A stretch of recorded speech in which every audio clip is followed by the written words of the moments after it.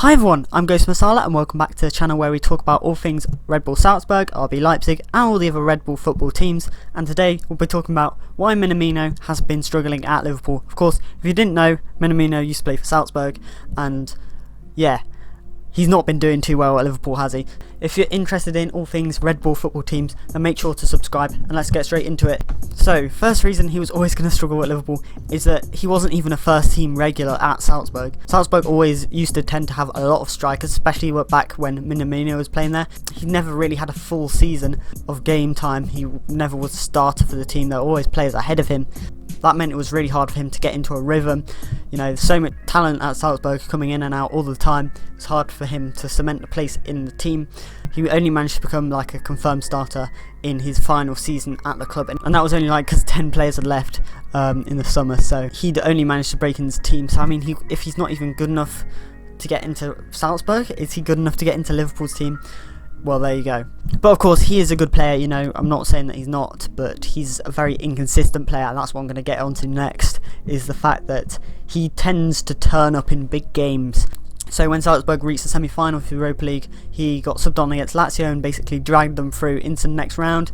He scored so many goals in the Europa League, so he is very much a one-off player. Of course, for Japan he scored a hat-trick against Uruguay, but then would fail to score against the weaker teams. So he's really sort of a player who he relishes big games, and of course at the moment he's not playing the big games because he's not starting. Even his first goal for the club, you know, it wasn't a goal in like a 7-0 win or something like that. It was literally the goal that started it off. Also, another reason why he's struggling is that Liverpool are playing him at striker, and he's not that good at striker. I mean, he did score some goals from striker, you know, from time to time, but you know, in that last half season when Salzburg did well in the Champions League, he was playing in an attacking midfield position and not up front, which he's much more suited to, playing behind the attackers. He's not really good at playing on the wing or playing in striker. I think but he's also not good enough for Liverpool's pressing style to be a centre mid, so he's kind of sort of out of place. He's brought in as a utility player, but none of the positions that he's supposed to be a utility player for, he's actually good at. I think that's something that Klopp maybe sort of missed, is the fact that he's not, yes, he can play in lots of different positions, but he's not really any good in them.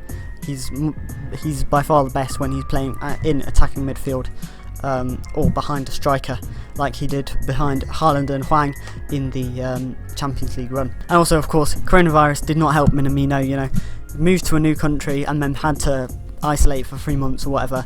That's gonna put him off his rhythm, and he hasn't been able to get it back. Of course, he can't speak English, so move to another country and then having to self-isolate would make it really, really tricky for him to come in and do that, and then to gain his confidence back, especially after the end of the season, which wasn't good. Of course, that's going to run in to the start of next season, so he might be off and running now. Who knows? But I don't think so, because he won't get the consistent game time.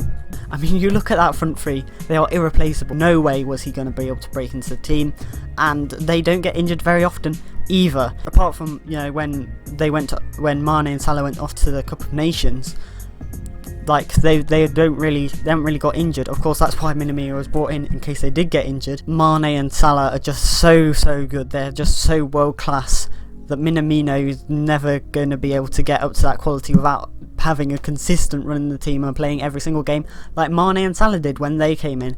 They, you know, had a consistent run and got better and better because they were playing every game. Salah had somehow worked miracles. Still don't know how he did that well, but that started him off and meant he was a good player from then on.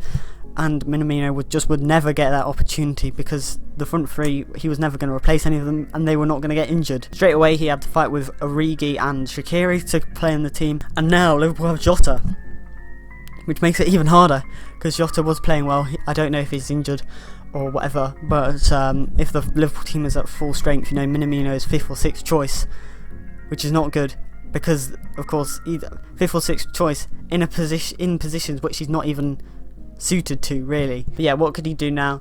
Do I think he'll come back to Salzburg? No, no one comes back to Salzburg unless they're Andre Romaglio, and you don't want to be Andre Romaglio. But he could go to a team which would actually use him in the right position and not treat him as a utility backup player, because he's not a good utility player.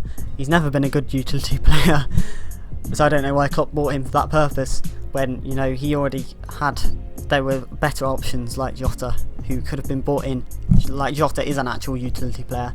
So yeah, but yeah, thanks for watching everyone. I might do a similar video about why I think Leipzig might not be the best place for Szoboszlai. So if you want to subscribe and keep watching, subscribe for that video, that would be very much appreciated. Let me know if you've got any other ideas about Red Bull sort of videos I could do in the future. I think that'd be, yeah, and yeah, just let me know. And yeah, thanks for watching everyone, and I'll see you next time.